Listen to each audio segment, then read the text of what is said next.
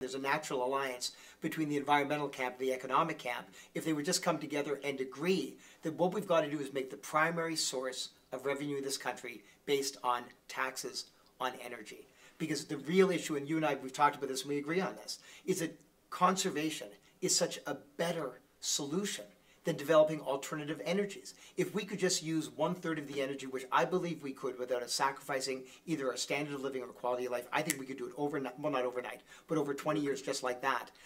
That's the direction we got to go.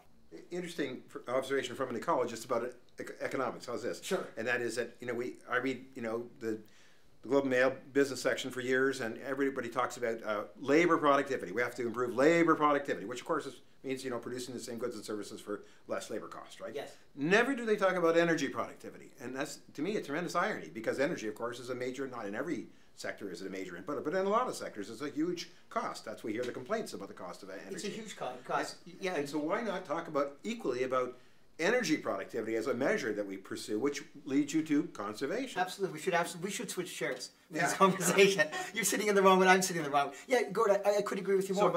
So the problem is, okay, so sure. I characterize the problem between ecology, I'm an ecologist, right. You're economics, right. is I see it as a temporal and spatial, time and space, right? Right. I look big scale and long term, sure. And I see really bad things, terrible things, right. Civilization ending things, sure. Right? And economics tends to be more consumed with, the shorter term, the next quarter, the next year, and the immediate impacts. But somehow we have to resolve those two points of view so that we can come to that point where we can agree. Yeah, I would agree with you that when we're talking about publicly traded corporations. I would definitely agree with the short term. I'm not denying that. But I would say as a rational economic actor, and I believe that for the most part you are, for the most part I am. I mean, we think about those things, is individuals tend to take a longer time horizon. Ironically enough, than corporations, which are very much on the next quarter or the next. So then how do you move corporations to be like that? If you really want to hurt somebody, hit them in the pocketbook. Yeah. And that's what those taxes, those progressive taxes would do. So we consider, we can agree as an ecologist, as an economist, as an ecologist, as an economist, but the consensus simply isn't there yet. By the way, meeting has been a breath of fresh air, because I was prepared not to like you.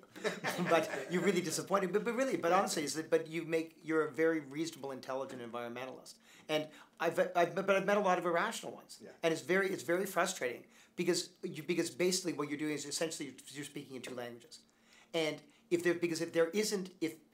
you don't buy into the fact that at our core people really are rational economic actors, because we demonstrate this all the time so consistently.